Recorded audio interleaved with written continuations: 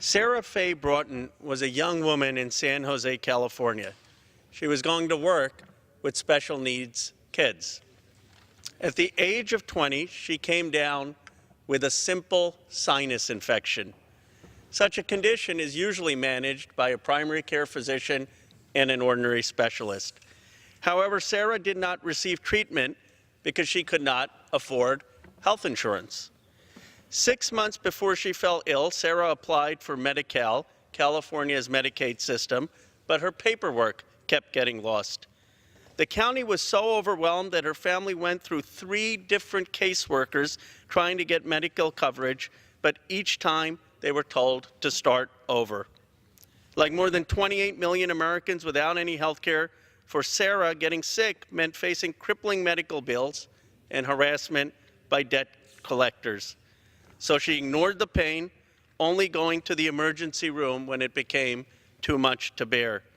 By that point, the simple sinus infection had grown powerful, spreading to her brain, swelling it, and causing irreversible damage. It was simply too late. On the day Sarah passed away, her family received a letter saying that her Medicaid coverage had been approved. She was doing everything right, but the system failed her.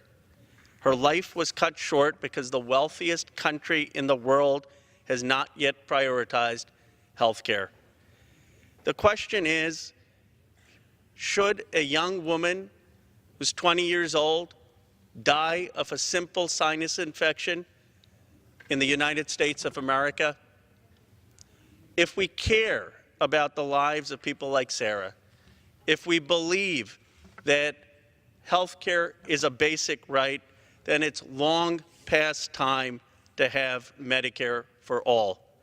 Every American should be guaranteed decent, basic health care from the day they're born. This is not a political issue. This is a moral issue. It's an issue of human decency.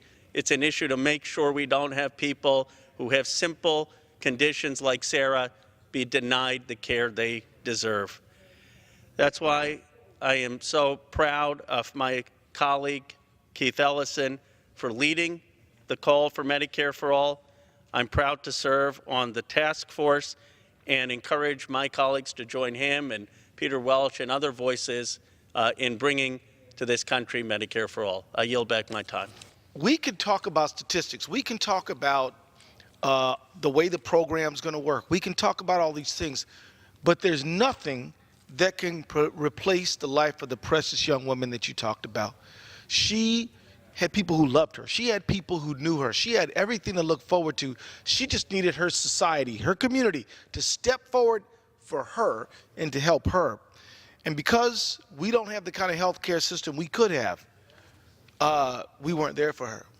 But in her memory, we have to be able to make it right for the young people and the people who are still with us. In her memory, we will fight for Medicare for all.